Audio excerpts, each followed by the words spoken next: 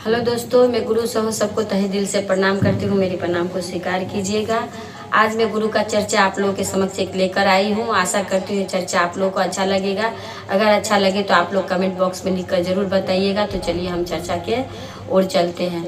दोस्तों, चर्चा इस तरह से है, ये गुरु का अनुभूति कहा जाए तो बहुत बेहतर होगा, क्योंकि ये अनुभूति स्वयं महादेव से हमें मिला है। इसीलिए मैं चाहती हूँ कि अगर अनुभूति अगर मिले तो इसको आप लोग के पास हमें रखना चाहिए। ऐसे अनुभूति को सुनकर आप लोगों को भी अच्छा लगेगा। तो ये अनुभूति मैं आप लोगों को आज बताने जा रही हूँ। दोस्तों, एक बार ऐसा हुआ कि हम लोग सब मिल करके जो है, मेरी मानसिक थी कि मेरा पति का जो जॉब है वो सरकारी परमानेंट हो जाए तो मैं तारकेश्वर जाऊंगी। तो ऐसा सोचकर जो है सो हम लोग सब, तो मेरे ऐसा ही हुआ। मेरे हस्बैंड को गुरु की कृपा से जो है परमानेंट हो गया। होने के बाद सब हम लोग जो है गाड़ी बुक की और बुक करके जो है सब तारकेश्वर बोले जाएंगे बाबा को जल चढ़ाने के लिए। क्योंकि मैंने बाबा से कोई इसी तरह से प्रार्थना की थी कि अगर अच्छा होता है तो मैं आपको कांवड़ लेके जाएंगे।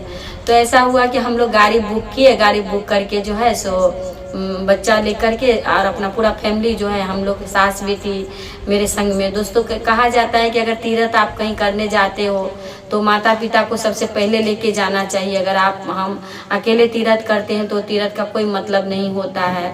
हमारे घर में बड़े बुजुर्ग रहे या हम लोग तीर्थ करें तो शोभा भी नहीं देता। तो मैं अपनी सास भी मेरी उम्रदार है, फिर भी उनको लेके हम गए थे, हमारे बच्चे लोग को लेके गए थे।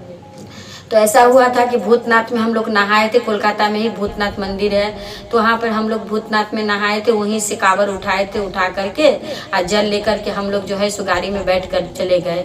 गाड़ी में बैठ गए। गाड़ी में बैठने के बाद क्या हुआ, हम लोग 2 बजे रात में जो है सो तारकेश्वर पहुँच गए। तारकेश्वर पहुँचने के बाद क्या हुआ कि वहाँ पे बोले ये गाड़ी वाला कि यहाँ पर हम गाड़ी लगा देते, यहाँ से थोड़ा दूर है, आप लोग चल के मंदिर चले जाइए। तो हम लोग क्या किए, सब अपना अपना कांवड़ लेके जो है बच्चों को लेकर के मंदिर गए।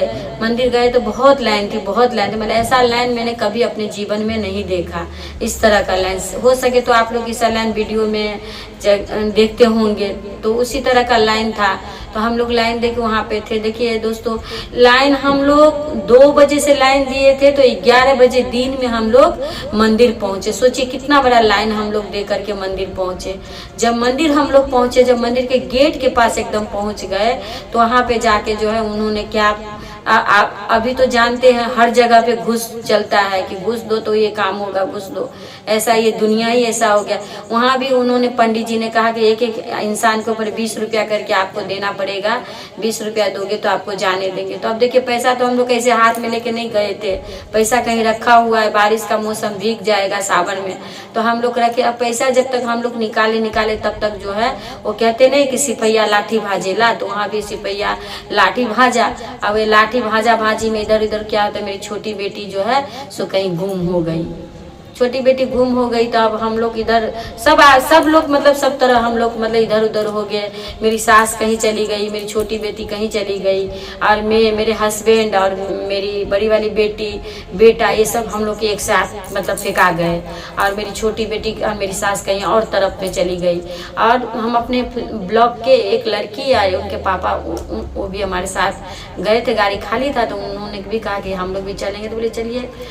तो वो लोग भी कहाँ चले गए। तो अब ऐसा हुआ कि मंदिर में जल भी नहीं चढ़ा पाए, बच्चा खो गया। हम लोग बहुत रोने धोने लगे, गुरु से कहे महादेव, तभी हम शिव गुरु नहीं लिए थे। गुरु से कहे भोले बाबा से कि बाबा हमने आपके दर पे आए और आकर के जल भी नहीं चढ़ा पाए, और मेरी बेटी यहाँ पे छोटी वाली गुम हो गई। मेरे पति तो बहुत रोने लगे, बहुत ही कष्ट में लगे कि बाप रे, मेरी इतनी छोटी सी बेटी और वो खो गई है। तो अब जब तक वो मिलेंगे नहीं, क्या करे नहीं करे। तो बहुत ही बाबा के मंदिर के पास जाके वहाँ उनके जल नहीं देकर के, वहाँ दूध पोखर है, उसमें हमने जल चढ़ा दिए, डाल दिए टोटल। और मन दुखी होके साइड में खड़े हो गए कि मतलब लाख लाख आदमी, उनको कहाँ मतलब आप ढूंढिएगा। वो तो गुरु का ही कृपा, जब तक न हो तब तक आपका काम जो है सो नहीं हो सकता है।